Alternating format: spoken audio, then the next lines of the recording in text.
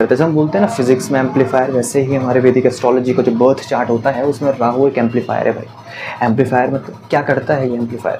अगर हमारे birth chart में कोई भी प्लैनेट डेबिलेटेड है तो उसका डेबिलेशन को कैंसिल करने में राहु जैसे प्लैनेट का बहुत बड़ा रोल होता है।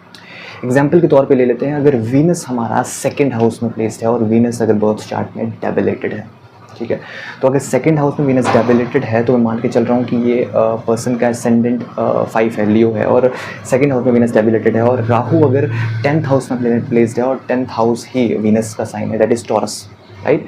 तो 10th हाउस का लॉर्ड यहाँ पे सेकंड हाउस में डेबिलेटेड है और 10th हाउस में अगर वीनस अगर राहु है और राहु 10th हाउस को क्या कर रहा है, एम्पलीफाई कर रहा है। तो वीनस जैसा प्लैनेट जो डेबिलेटेड है और राहु जो वीनस जैसे प्लैनेट को एम्पलीफाई कर रहा है, तो यहाँ पे उसका डेबिलेशन कैंसिल हो जाता है अगर राहु की डिग्री 20+ हो तो। लेकिन अगर हम बाकी चीज़ों को देखें, अगर आपकी बर्थ चार्ट में असेंडेंट को अगर हम सेम मान लें, अगर लियो असेंडेंट पर्सन है और उसका मार्स अगर डेबिलेटेड है, जो कि लियो असेंडेंट के चार्ट में मार्स 12th हाउस में डेबिलेटेड होगा, डेट इज कैंसर।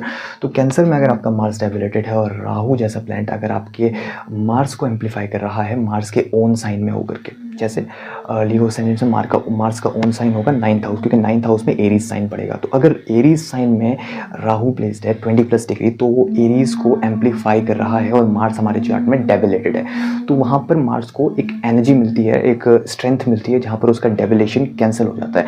अब डेबिलेशन सिर्फ कैंसिल हुआ है, ये डेबिलेशन कैंसिलेशन से हमें एक राजयोग में नहीं बदला है। अगर उसे राजयोग होना है तो उसे बहुत सारी कंडीशंस को फुलफिल करना पड़ेगा, 3 से 4 से 5 तरह से उसे डेबिलेशन उसका कैंसिल होना चाहिए, तब जाकर वो एक बहुत स्ट्रॉन्ग योग की फॉर्मेशन होगी उसमें। हमने बात करी वीनस का डेबिलेशन कैसे कैंसिल हुआ, हमने कहा मार्स का डेबिलेशन कैसे कैंसिल हुआ, हम बात करेंगे अब सैटर्न का डेबिलेशन कैसे कैंसिल होगा। हमारे बर्थ चार्ट में सैटर्न डेबिलेटेड होता है एरीज साइन में। यार अगर मैं लियो असेंडेंट की बात करूँ तो एरीज पड़ेगा हमारे 9th हाउस में, अगर मैं कैंसर असेंडेंट की बात करूँ तो एरीज पड़ेगा हमारे 10th हाउस में, अगर मैं हमारे लिब्रा की बात जेमिनाई की बात करूँ तो पड़ेगा हमारे 11th हाउस में। तो ऐसे ही हमारे पास चेंज होते रहेंगे, अगर मैं असेंडेंट चेंज करूँ तो उनके हाउसेस भी चेंज होते रहेंगे, ठीक है, ओके। तो हम यहाँ पर डेबिलेशन कैंसिलेशन की बात कर रहे हैं, तो हमारा अगर यहाँ पे सैटर्न 9th हाउस में है लियो असेंडेंट में, तो वो तो हो गया डेबिलेटेड।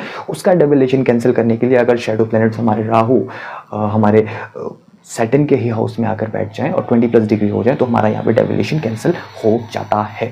बाकी अगर दूसरी कंडीशंस भी है जो भी उसे इंडिकेट कर रहा है, या फिर जो इंडिकेट करती है नीचता भंग को या नीच भंग को, तो वो नीच भंग राजयोग में बदल सकता है। बट अगर अभी मैं डेबिलेशन कैंसिलेशन की बात करूँ तो यहाँ पर उसे नेगेटिव रिजल्ट नहीं मिलेंगे अगर हमारा राहु सैटर्न के ही ओन हाउस में जाकर के बैठ जाए और वो 20+ डिग्री का हो जाए, जैसे एक्वेरियस में अगर राहु बैठ जाए, या फिर हमारे पास 6th हाउस में लियो असेंडेंट्स में राहु बैठ जाए, क्योंकि 6th हाउस में लियो असेंडेंट्स में क्या होता है, सैटर्न का साइन होता है, क्योंकि सैटर्न 6th और 7th हाउस का लॉर्ड होता है।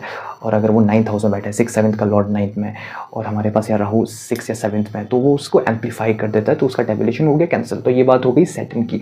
अब अगर बाकी प्लैनेट्स की बात करें, अगर मैं सन की बात करूँ, सन कहाँ पे डेबिलेटेड होता है, सन होता है हमारे पास लिब्रा में डेबिलेटेड। लियो असेंडेंट्स में अगर फर्स्ट लॉर्ड हमारे पास 3rd हाउस में हो, लिब्रा में, ठीक है, तो सन आ गया डेबिलेटेड, डेबिलेशन हो गया सन का। अब सन एक्सोल्टेड कौन सा हाउस में होता है, एरीज में। अब राहु आ जाए एरीज में बैठ जाए तो यहाँ पे सन का भी डेबिलेशन कैंसिल हो गया। तो ये नेगेटिव नहीं हो गया, उसको अपने ही चार्ट में से D1 में ही एक स्ट्रेंथ उसे मिल गई जिसके थ्रू वो उसका डेबिलेशन जो हो गया कैंसिल हो गया। अब इतने सारे प्लैनेट्स के बारे में बात करी कि उनका डेबिलेशन कैसे कैंसिल होता है, ऐसे ही बाकी प्लैनेट्स हैं उनका भी डेबिलेशन कैंसिल होगा।